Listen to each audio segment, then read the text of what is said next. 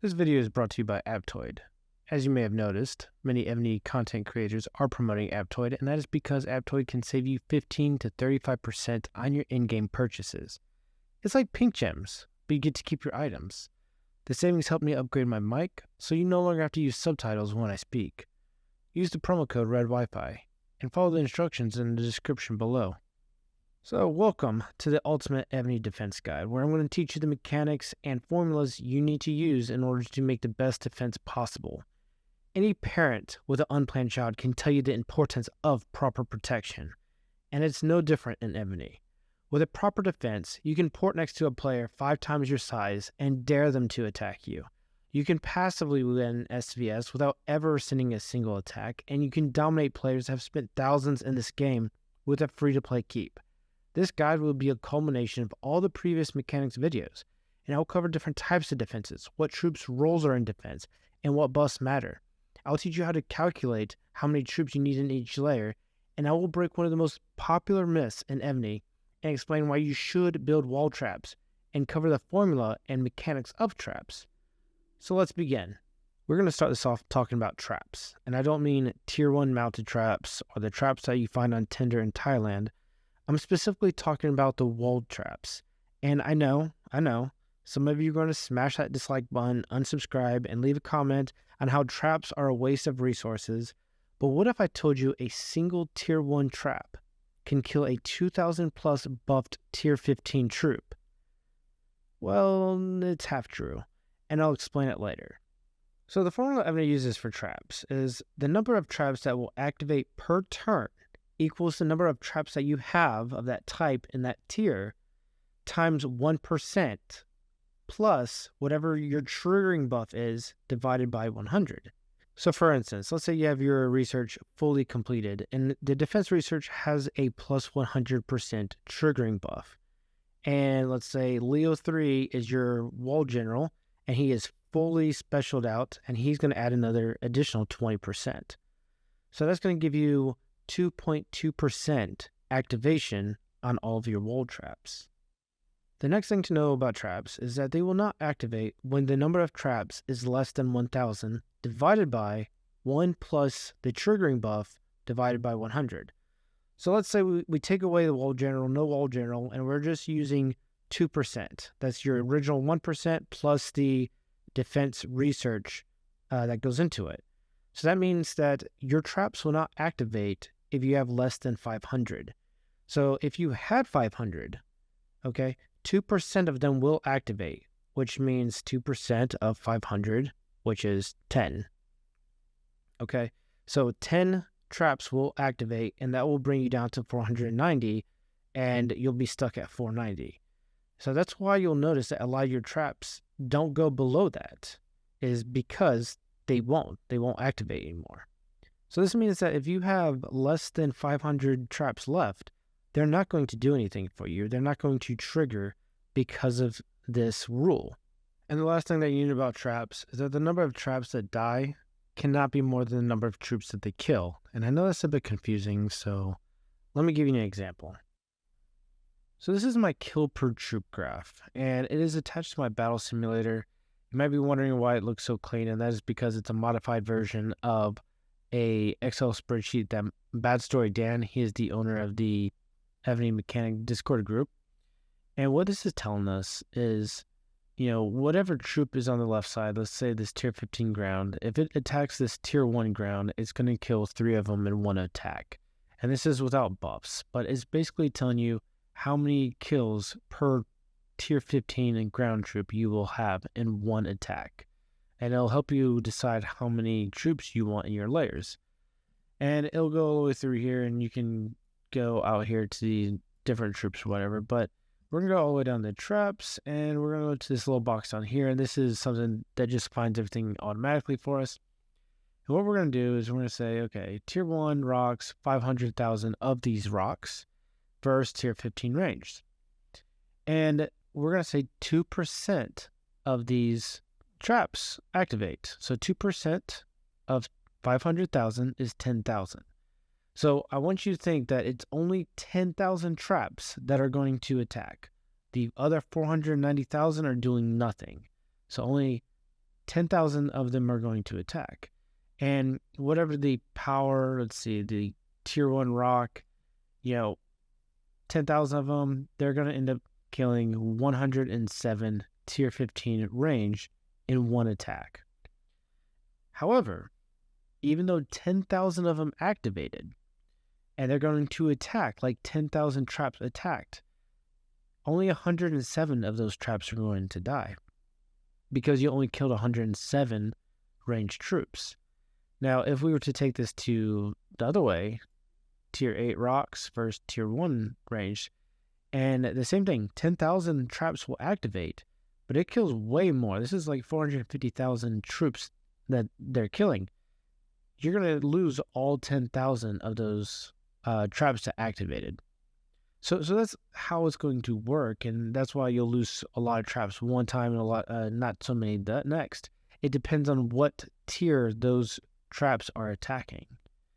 So we'll go back to tier 1, and again, this is without buffs. So what we're going to do is we're going to go to this buffs and debuffs section, and you have players, opponents, and we're going to go to our ranged troops. So we're going to go to the opponent's ranged troops, and we're going to add 2,000 to them. This is, some pretty high defense and HP buffs that you may encounter, and that tells you the net. Down here, this is all for traps, and this grayed out stuff's never going to change. This is what you get in your research. Trap activation, trap triggering, this is, the 100% is what you have during research, and you'd add whatever you get from your defense general or any other kind of buffs that come your way that increases the amount of traps that trigger. And your Russian subsidies that give you attack, you'd also add it right here. So we're going to go back to this kill per troop, and now you see that only 0.28 tier 15s are dying. And I know it seems kind of useless. Why would you do this? Because this is an insignificant amount. And this is, it's going to take 4 turns before a tier 1 trap is going to kill a tier 15 range. But this also means that you're not losing traps. Your traps are still doing damage, but it's going to only lose 1 trap after 4 turns. And it's going to be a lot better once you get down to the lower tier range troops. But this strategy is something that you may want to use if you're a smaller player and you are ghosting a lot and you're afraid that when somebody hits you, they're just going to kill all your traps. Well, making tier 1 traps is actually kind of worth it. Like, even if you kill, okay, so this is 2,000%, but let's say, for instance, they're hitting you with a mountain march, okay? So they're hitting you with a mountain march, and let's say their range buffs were only 700. So let's go back. So now, your tier 1s are going to be killing, 2 of these tier 15s, and honestly, you're probably going to be looking at tier 13s at that level, but you're losing only tier 1s, you're losing practically nothing, and you're killing some of their tier 13s. And, even if you were to get hit by tier 1s, you're still killing quite a few tier 1s, but you're only losing tier 1 traps. So it's the most efficient. I'm not saying it's the best defensively, but it is the most efficient, and there's no reason why you shouldn't do this. Basically I'm saying do this instead of don't build any traps at all, because a lot of people were afraid that traps were just so inefficient with the resources that they consume. So the other side of it is, if you are a big player, if you are a several billion power player and you're looking for the best strategy, the best way to utilize these traps to help defend against rallies, to help defend against players that are attacking you, what you're going to want to do is you're going to want to build exclusively tier 8.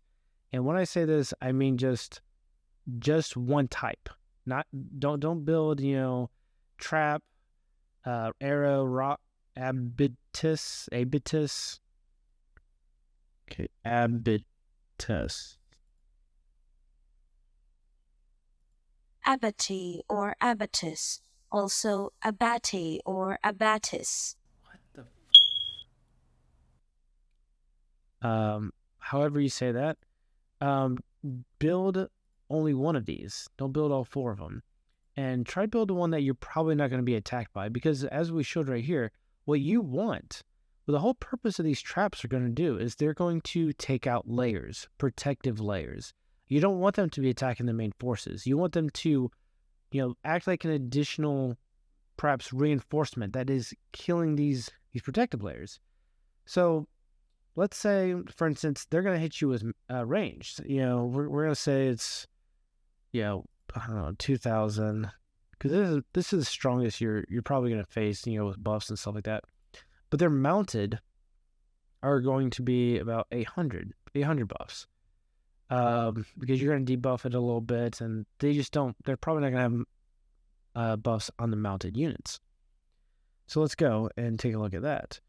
Now we're going to change this to Habitus and mounted, and we're going to choose tier 14 because not everyone is fighting K40s.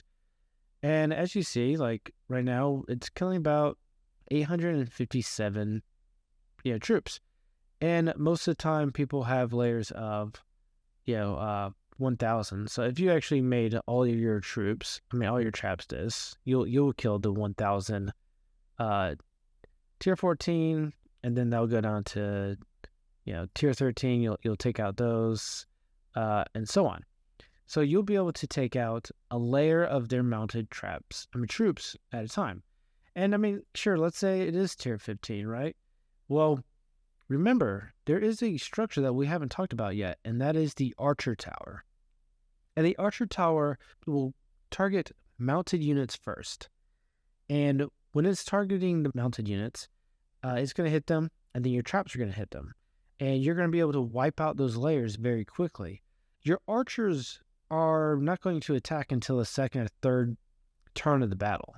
The archers are really far back when it comes to how the fights happen. So you're going to be able to take out those mounted layers, those protective mounted layers, so that your main forces, your millions of troops, can attack whatever the main forces are of the enemy. Whether they're attacking you with range or siege, you're going to get through those protective forces faster because of these traps are helping you. Take a look at my Archer Tower. It's about 70 million attack power. And there is a modifier of 1.2, so it does 20% more damage to mounted troops.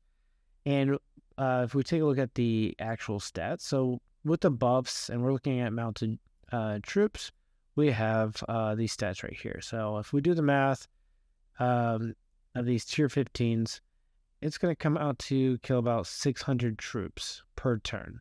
So with your traps and your Archer Tower, you'll be able to take out layers pretty quickly, and by the time your archers reach here, the mounted, they won't have to fight the mounted. They can fight something else. They can fight the range. They can fight the ground. So that your archers are going to get past these protective layers a lot sooner. Achaemenid or Achaemenid.